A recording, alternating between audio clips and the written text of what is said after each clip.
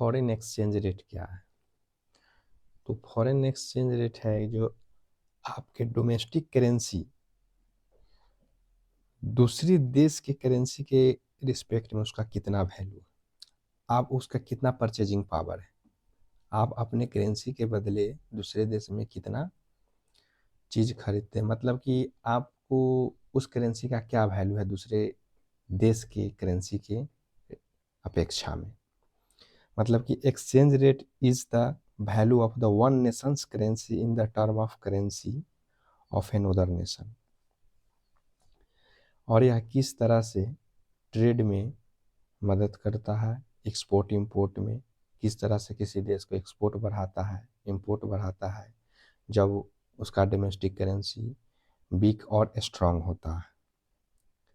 और यह किस तरह से बैलेंस ऑफ पेमेंट में पॉजिटिव और नेगेटिव बनाने में मदद करता है। तो देखते हैं कि यह किस तरह से देश के डेवलपमेंट को इफेक्ट करता है। तो आरबीआई जो है इसको दो भाग में बांटा है, एक फिक्स रेट एक्सचेंज सिस्टम और दूसरा फ्लोटिंग एक्सचेंज रेट सिस्टम।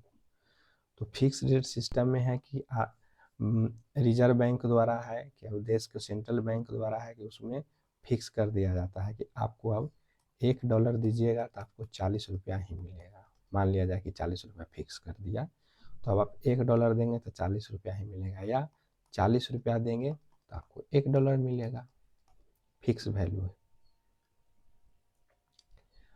अब यह किस तरह से ट्रेड को इफेक्ट करता है उसके बारे में देखते हैं। तो चलिए इसको उदाहरण से देखते हैं, ज़्यादा समझ में आएगी। मान लिया जाए कि ए भाई साहब हैं, यहाँ बी भाई साहब हैं। ए भाई साहब अपना इंडिया में है और ये हैं जे रॉयल इनफील्ड बाइक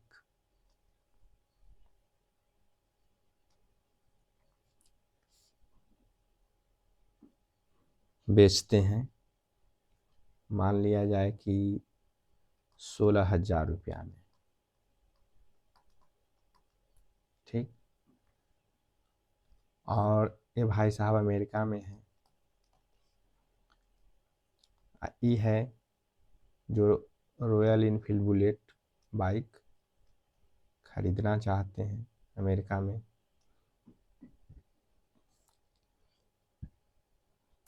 आरबीआई ने फिक्स कर दिया है कि $1 बराबर 80 रुपया है, मतलब ये एक्सचेंज रेट हो गया।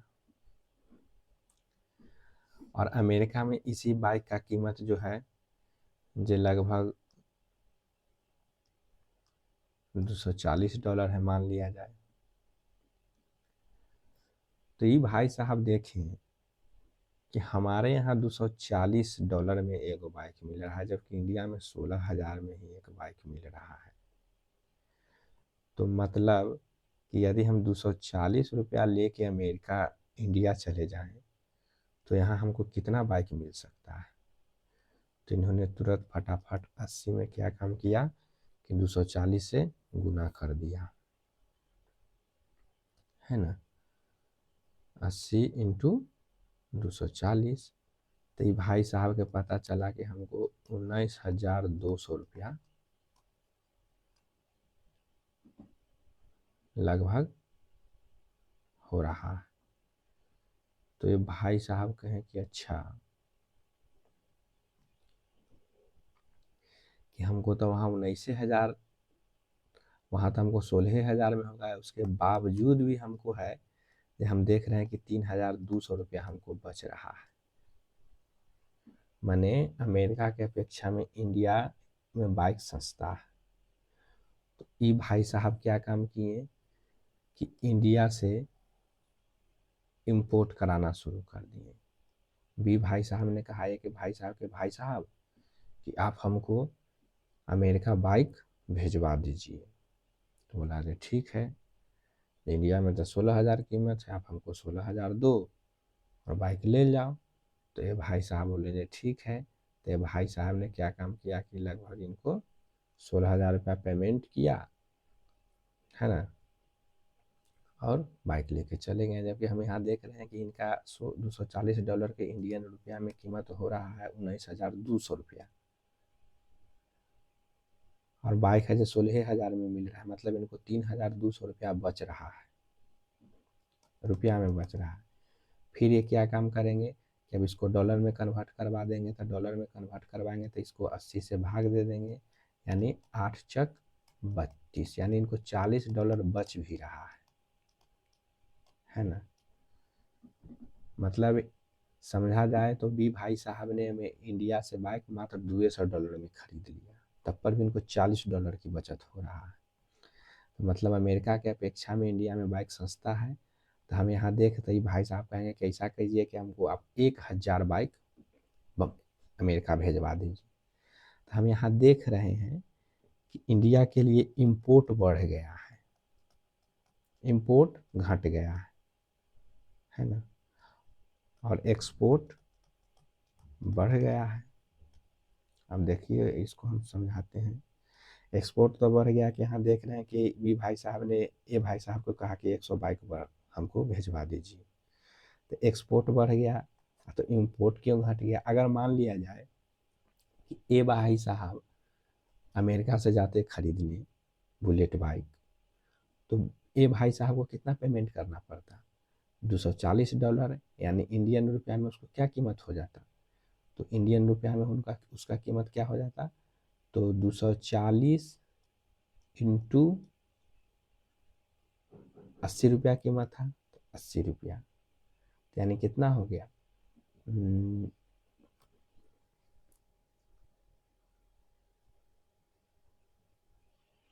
19,200 रुपया। इतना रुपया ए भाई साहब को पेमेंट करना पड़ता बी को।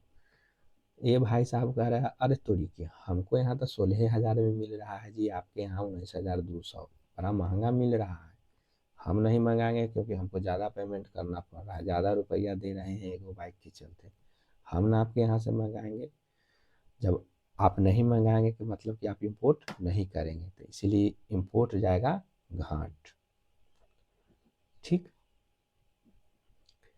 अब हम देख रहे हैं अब क्या काम करेंगे कि अब आरबीआई ने फिक्स कर दिया कि $1 बराबर 40 रुपया हो गया।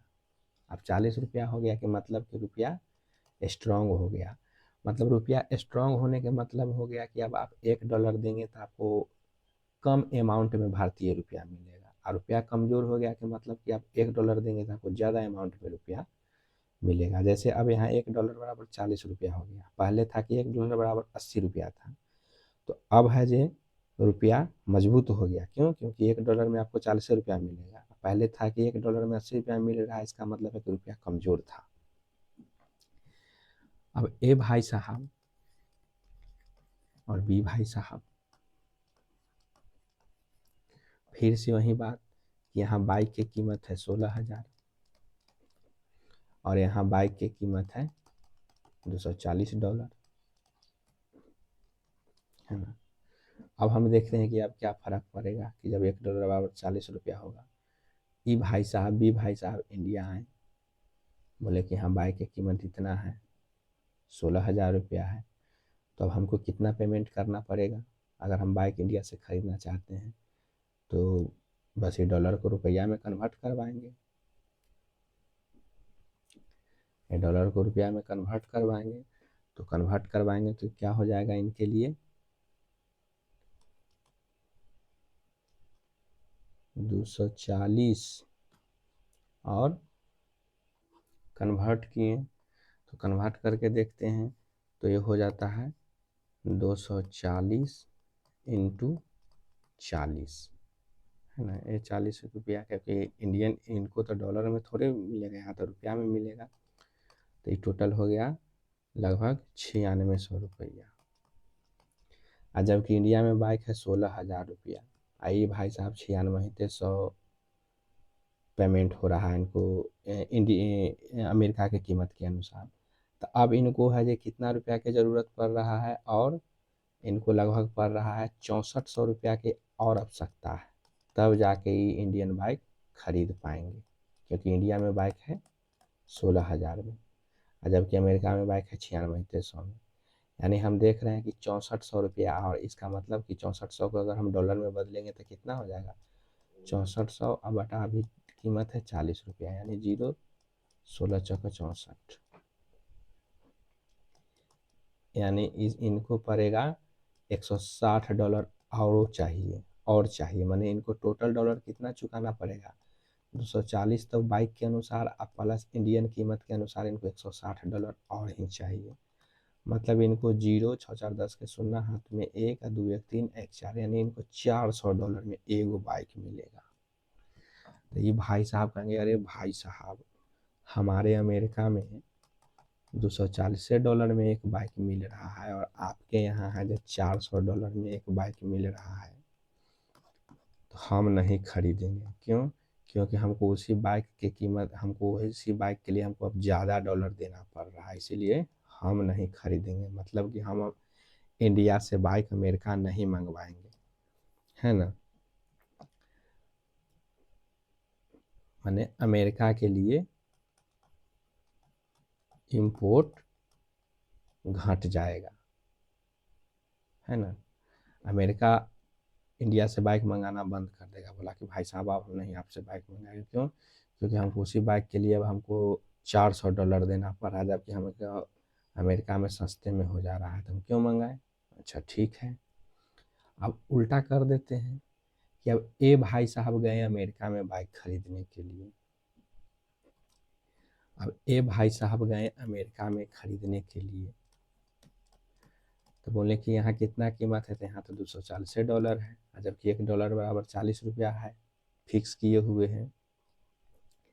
तब ए भाई साहब कितना पेमेंट करेंगे ये बाइक खरीदने के लिए, तो 40 रुपया कीमत है $1 का, यहाँ 240 रुपया दाम है, तो यानी कितना हो गया 240 × 40 यानी 9600 रुपया। बोला अरे वाह अमेरिका में तो सस्ता बाइक मिल रहा है, हमारा इंडिया में 16,000 में है, यहाँ 9600 में है। ऐसा करो कि आप हमको बाइक यहाँ से भेज दो, है ना, वहाँ से बाइक हमको भेज दो इंडिया में लगभग 1000 बाइक।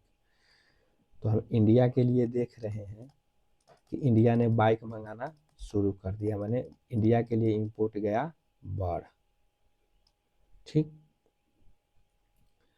और अमेरिका के लिए इंपोर्ट गया घट, क्योंकि अमेरिका के लिए तो महंगा मिल रहा है।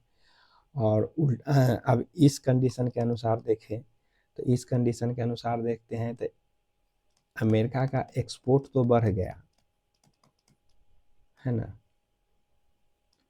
जबकि इंडिया के लिए इंपोर्ट बढ़ा।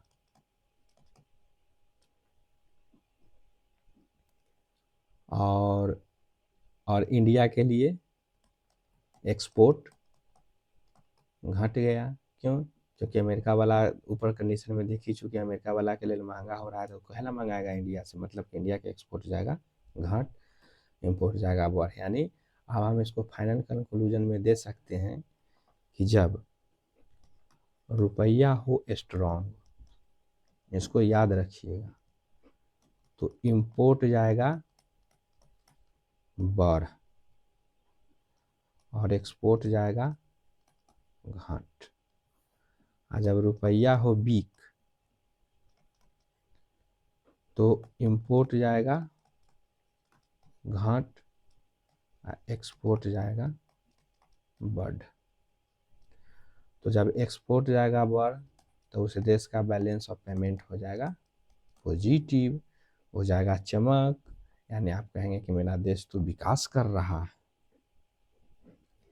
यानी रुपया के वैल्यू घटते बढ़ते रहता है। अब देख रहे हैं कि ऊपर के उदाहरण में देखें कि $1 बराबर आरबीआई ने 80 रुपया कर दिया था। मतलब कि यदि ये बढ़ाते जा रहा है कि मतलब कि रुपया कमजोर होते जा रहा है, तो इसको कहते हैं डिवैल्यूएशन ऑफ करेंसी, है ना। डिवैल्यूएशन ऑफ करेंसी कहते हैं, मतलब आप अपने रुपया को जानबूझ के कमज़ोर करते जा रहे हैं, कमज़ोर करते जा रहे हैं। तो क्या होगा कि अब आपके यहाँ इन्वेस्टमेंट बढ़ना शुरू हो जाएगा, विदेशी से आके आपके यहाँ खूब इन्वेस्टमेंट करेंगे, अरे इंडिया में एक के डॉलर में बहुत सामान मिल रहा है, चलो चलो वहाँ इन्वेस्ट करते हैं, और आपके हो जाएगा डेवलपमेंट, और आपके हो जाएगा बैलेंस ऑफ पेमेंट पॉजिटिव, और आप हो जाएंगे चमक, है ना। तो इस तरह से देख रहे हैं। हाँ, आरबीआई है ना, 2 बार बहुत एकदम ग्रेटर चेंज की डिवैल्यूएशन किया था। एक बार किया था 1991 में, और एक बार किया था 1996। 1991 में तो लगभग उन्होंने $1 के लिए कर दिया था, 4 रुपया था तो उसको डायरेक्ट बढ़ा के कर दिया था 7 रुपया, और 1996 में 19 रुपया था तो डायरेक्ट बढ़ा के कर दिया था 35 रुपया। $1 के दाम पहले 19 रुपया था, तो अब 1996 में बढ़ा के कर दिया 35 रुपया। तो इसको कहते हैं ग्रेटर डिवैल्यूएशन, अचानक से उछाल ला देता है। तो इस तरह से देख सकते हैं कि फॉरेन एक्सचेंज रेट है जो किस तरह से देश के डेवलपमेंट में, बीओपी में, एक्सपोर्ट इंपोर्ट को प्रभावित करता है, वो हम देखे उदाहरण के साथ। Thank you.